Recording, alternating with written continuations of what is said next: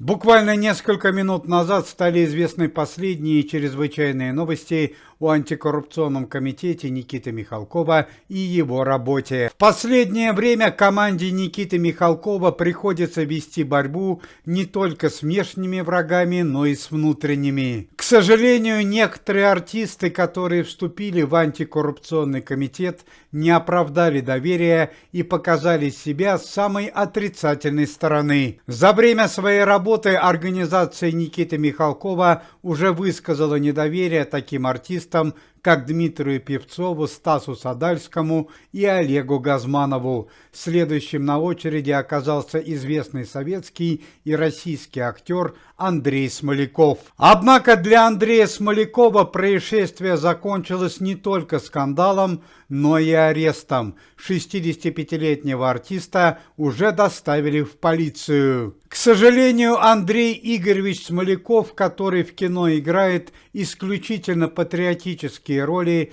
и хорошо известен широкому зрителю по легендарной роли майора Черкасова, в жизни оказался абсолютно другим человеком. Андрей Смоляков, который в антикоррупционном комитете работает ровно 1 месяц, не раз привлекался к опасным проверкам. Однако лишь недавно стали известны шокирующие подробности настоящей работы Андрея Смолякова, что в итоге и стало причиной для ареста. Стало известно, что во время проверок антикоррупционного комитета в городах Уфе, Казани, Челябинске и Калининграде Андрей Смоляков брал денежные взятки в особо крупном размере у местных чиновников и за это закрывал глаза на грубейшие нарушения в их работе. Более того, Андрей Игоревич Смоляков вводил в заблуждение жителей Российской Федерации. Он заверял их о том,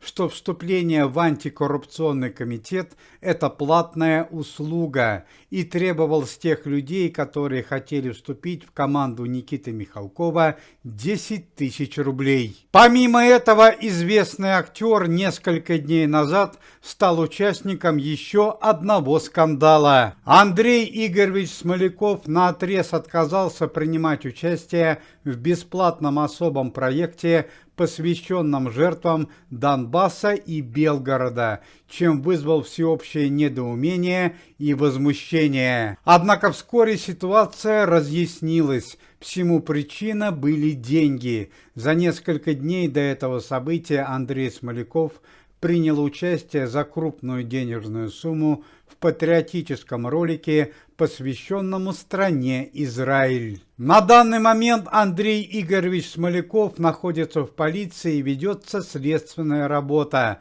Известный актер был исключен из рядов антикоррупционного комитета. Но и по традиции последние новости о антикоррупционном комитете и его работе. Большая трагедия в команде Никиты Михалкова. Пресс-служба комитета сообщает печальную новость о известной актрисе и члене организации Светлане Немоляевой. Сегодня утром 87-летняя Светлана Владимировна в подъезде собственного дома потеряла равновесие и упала, при этом сильно ударилась головой.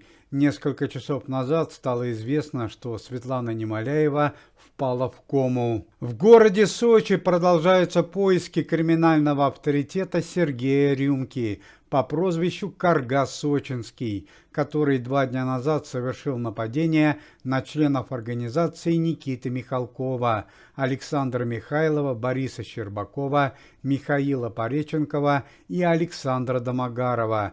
При этом Борис Щербаков и Александр Домогаров по-прежнему находятся в тяжелом состоянии. Антикоррупционный комитет начал глобальную проверку имущества, недвижимости и финансовых счетов заместителя министра обороны генерала Татьяны Шевцовой. К слову сказать, что Татьяна Викторовна обвиняется в получении крупной денежной взятки в размере 34 миллиарда рублей. Сегодня сотрудники антикоррупционного комитета побывали на Троекуровском кладбище и почтили память известного актера Александра Дидюшка, которому сегодня могло бы исполниться 62 года. Отметим, что Александр Викторович трагически погиб в дорожно-транспортном происшествии вместе со своей семьей в 2007 году. Уважаемые зрители, если вы желаете выздоровления членам комитета и поддерживаете их деятельность, то можете поставить лайк под видео и написать поддерживающий комментарий.